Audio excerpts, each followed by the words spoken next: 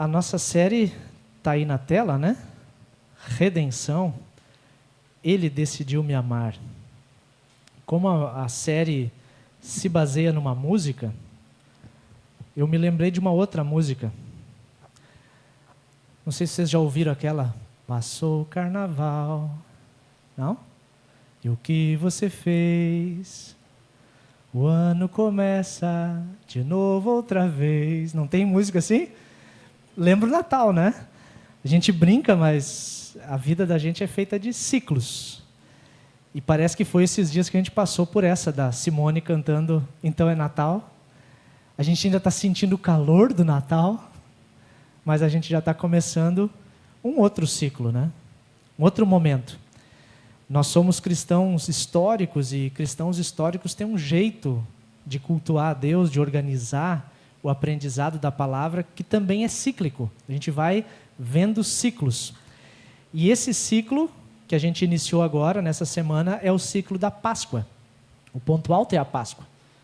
Mas sempre nos ciclos tem um ponto, uma curva de subida, um preparo, o momento alto e uma saída.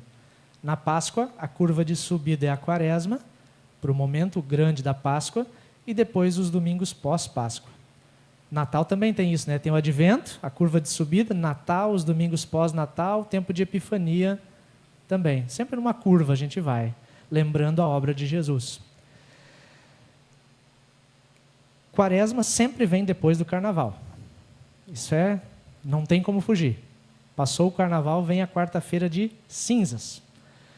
Carnaval, para a maioria de nós, acredito que a maioria como eu, é um feriadão bom para descansar, um feriadão bom para viajar.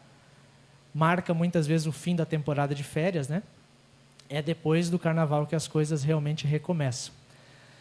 E a Quaresma são 40 dias antes da Páscoa, começou na quarta-feira de cinzas, e as cinzas da quarta são um lembrete de que nós somos cinzas, nós somos pó, e ao pó haveremos de voltar. É para isso que serve a quarta-feira de cinzas. Se nós somos pó e ao pó vamos voltar, essa é uma das consequências da desobediência humana narrada pela Bíblia já no começo, no terceiro capítulo, lá em Gênesis. E o Salmo 103, de certa forma, traz um pouquinho disso, quando ele diz, Deus sabe como somos feitos, lembra que somos pó. Tem alguns contextos que na quarta-feira de cinzas tem culto e os participantes vêm até a frente do altar e são marcados na testa com uma mistura de óleo e cinzas. Uma tentativa de lembrar dessa verdade, né? Para que a pessoa sinta na pele, né? Faz um sinal da cruz com cinza e óleo, fica marcado, e geralmente quem faz isso diz, olha, lembra-te que és pó e ao pó você voltará. É para a gente lembrar disso. Nós somos pó e ao pó vamos voltar. Só que essa não é uma palavra definitiva de Deus para nós. Ela é uma palavra verdadeira, mas ela não é o ponto final. Além do pó, nós temos a promessa de ressurreição. E essa é a grande notícia do cristianismo, é o ponto alto da Páscoa. Essa promessa de ressurreição, ela se tornou possível por causa da redenção. Palavras parecidas, né? Ressurreição, redenção. E essa redenção é um presente dado por Deus para nós. Redenção é o nome da música que a gente cantou. Redenção é o tema central dessa série de Quaresma. E aí a gente se pergunta o que quer dizer redenção. Porto Alegre tem o Parque da Redenção. Rio de Janeiro tem o Cristo Redentor. Olha como tem esses nomes por aí, né? É uma palavra muito usada no contexto religioso, redenção. Talvez um sinônimo mais usado em outros contextos seja resgate. Resgate vocês já ouviram mais vezes, né? Quando alguém está envolvido num acidente de trânsito, por exemplo, ou talvez ficou preso nas ferragens, a gente chama o resgate. Pode ser os bombeiros, o SAMU. E aí as equipes de resgate vêm e trabalham em favor daquela pessoa que está ali, machucada, presa nas ferragens, incapacitada de se salvar por conta própria. A equipe de resgate faz todo o esforço para resgatar aquela pessoa daquela situação. A ideia de redenção é parecida com essa imagem que a gente traz do cotidiano, dos salvamentos, das buscas, porque Deus providenciou o nosso resgate.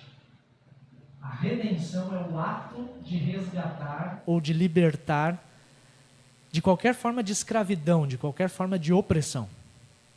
Essa é a definição do dicionário. Redenção é isso. E a pergunta que precisa ser respondida, e cada um de nós precisa responder essa pergunta para si mesmo, é: Deus nos resgatou do quê? Afinal, a gente sempre diz que Ele nos salvou, Ele é o Salvador, mas Ele salvou a gente do quê? Salvou para quê? Para quem está acostumado a frequentar a igreja, talvez a resposta seja um pouco óbvia. Mas também se diz que o óbvio precisa ser dito para continuar sendo óbvio. Porque uma geração que recebeu o Evangelho tem a responsabilidade de evangelizar a próxima geração. E essas verdades fundamentais precisam ser ecoadas o tempo todo na nossa vida. Nós fazemos parte de um contexto de morte. Um contexto que gera morte. Por mais que a gente feche os olhos para isso, e a gente não gosta de falar, alguns até batem 3 vezes na madeira, né? Não fala desses assuntos aí. Mas mesmo que a gente não fale, a morte continua sendo uma realidade. E não é uma realidade só para quem é idoso ou quem está doente, mas para qualquer um. Essa semana mesmo, daqui do curso do Diego, né? Uma das colegas recente, bicho que chama, né? Do curso, foi tomar um banho no rio. E a comporta da barragem abriu, vocês devem ter visto a notícia, aqui em Salto de Jacuí. E ela faleceu, cheia de vida, entrando na universidade. A morte está aí. É o que dizem os telejornais, os crimes que são relatados, os acidentes que acontecem, é o que mostra as guerras que acontecem mundo afora. A realidade da morte e a possibilidade da morte está diante da gente, e às vezes está até naquele diagnóstico que a gente recebe do médico e a gente fica apreensivo. E agora? O que vai acontecer depois disso? E a verdade é que nós somos pó. A nossa vida é um sopro. É um precioso sopro. Mas ainda assim é um sopro.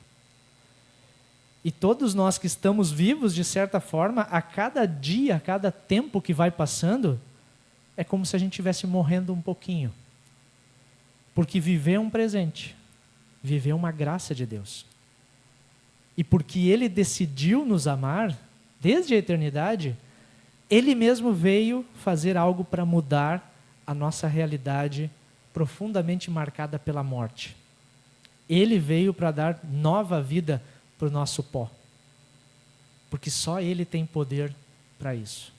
Nós não temos, Ele tem. Jesus mesmo pagou o preço do nosso resgate, quando Ele se ofereceu como um sacrifício perfeito na cruz. Por isso Jesus é o nosso Salvador, por isso a gente chama Ele de nosso Redentor. Eu imagino que se fosse hoje, não colocaria uma estátua lá no Rio de Janeiro chamando de Cristo Redentor, né? Com esse movimento todo que a gente não pode ter símbolo cristão em lugar nenhum, provavelmente hoje o presente que o Brasil ganhou da França na época não iria ser bem-vindo. Talvez nem a França iria dar um presente como esse nos dias de hoje. Já faz uns quase 100 anos isso. Jesus é o nosso Redentor porque nele temos a redenção. Nele nós temos o nosso resgate. Enquanto humanidade, nós estávamos presos nas ferragens do acidente do pecado.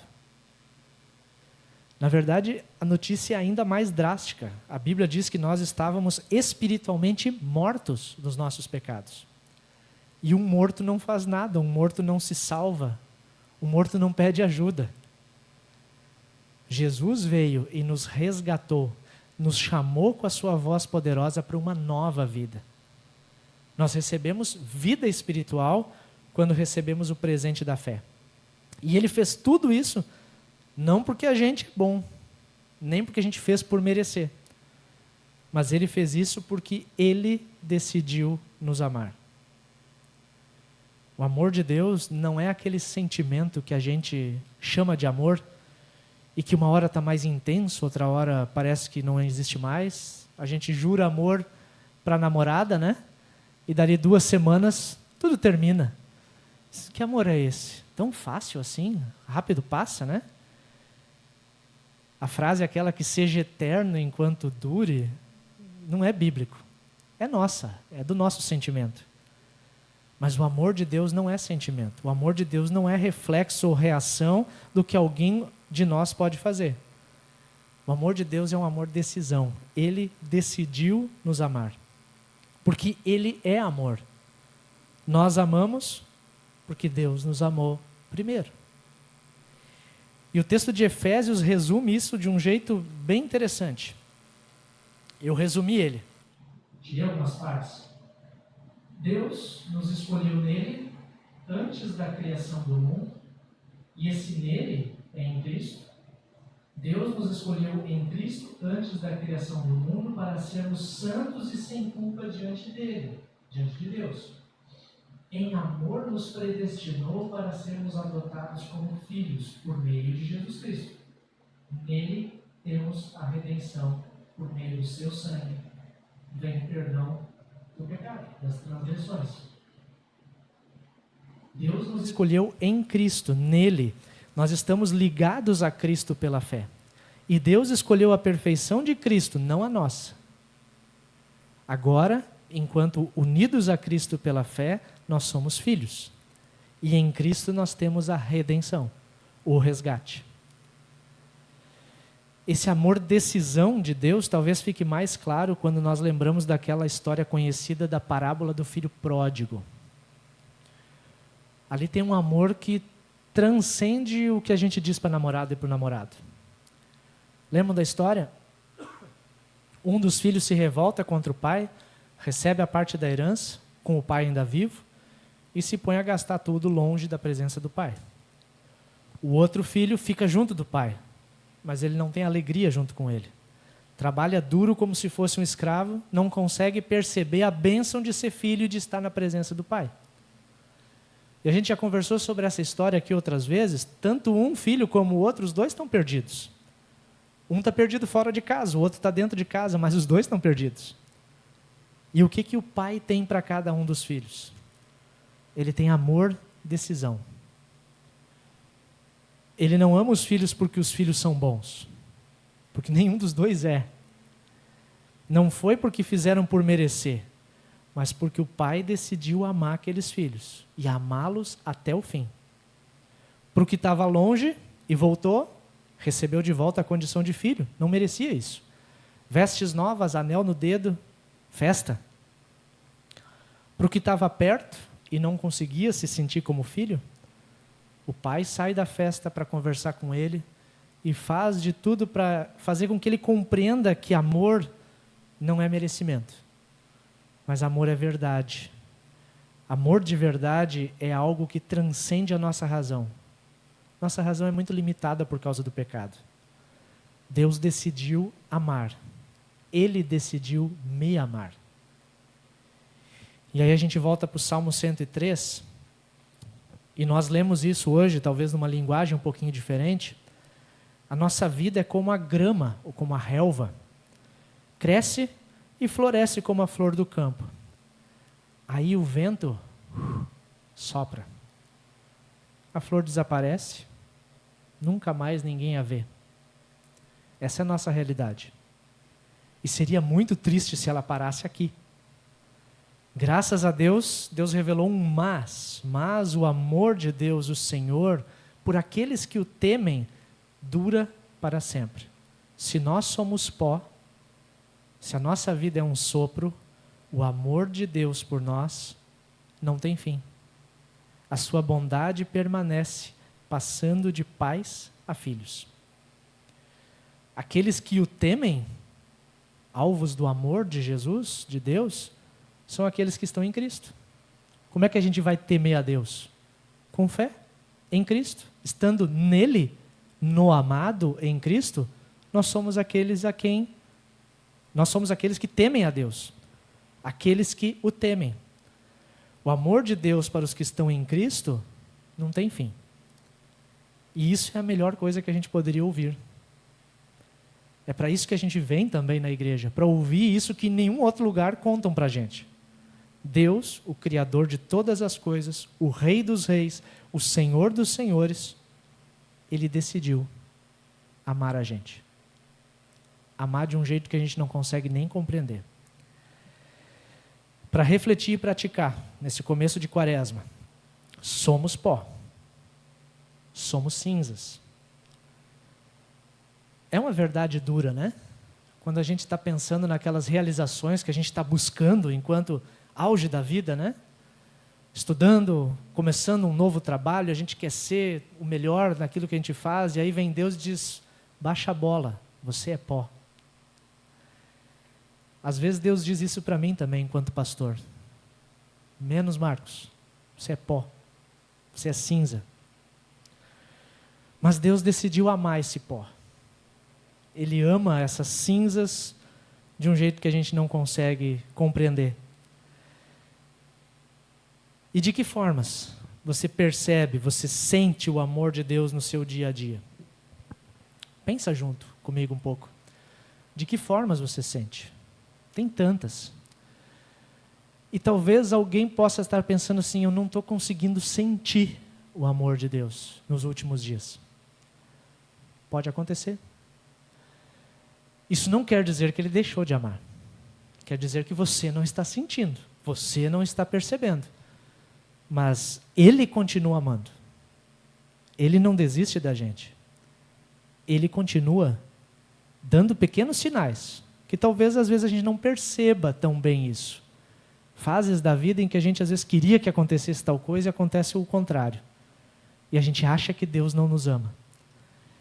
E se a gente pudesse olhar para a eternidade por alguns momentos, muitas vezes a gente vai perceber de que aqueles momentos que achou que estava dando tudo errado, estava dando tudo certo, do ponto de vista de Deus, e não do ponto de vista do pó. Pó é pó. Deus é Deus. E a grande notícia é que Ele ama esse saco de pó, que é cada um de nós.